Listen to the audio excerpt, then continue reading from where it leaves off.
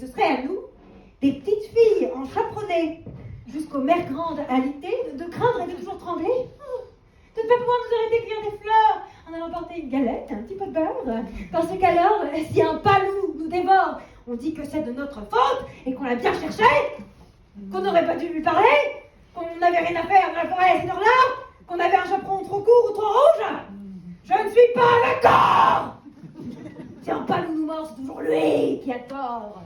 Quoi qu'on ait fait, quoi qu'on n'ait pas fait, c'est au palou de ne pas nous manger, pas de nous être culpabilisés.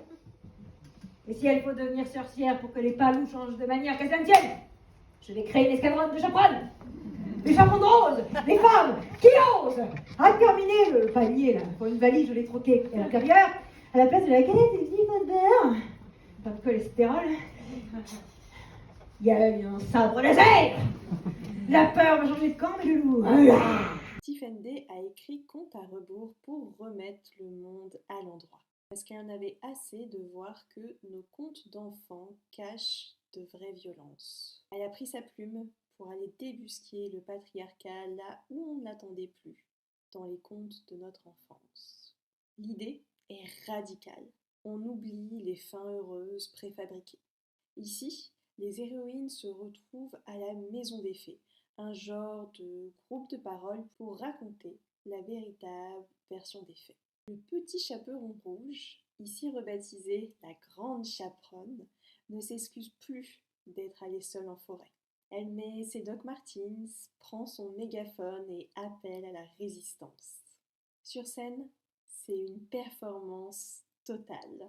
Tiffen Day ne fait pas que jouer, elle réinvente notre langue française. Elle utilise la féminine universelle. Elle dit « elle était une fois », elle utilise le mot « sorcière », elle refuse que le masculin l'emporte, même dans la grammaire. C'est une langue qui soigne et qui redonne du pouvoir. Le visuel est tout aussi percutant grâce au costume de Michel Larouille. Imaginez Cendrillon avec un bustier fait à partir de gants en plastique rose pour dénoncer le travail domestique des femmes. Ou Blanche-Neige portant une robe couverte de slogans féministes. L'objectif, c'est de briser l'inversion de la culpabilité. On ne blâme plus la victime, on désigne l'agresseur. Cette pièce n'est pas seulement un spectacle, c'est un outil de survie et de transmission. Que ce soit pour les femmes victimes de violences ou pour les jeunes générations, Tiffen Day nous rappelle quelque chose d'essentiel. Il n'y a plus de femmes quand la parole se libère.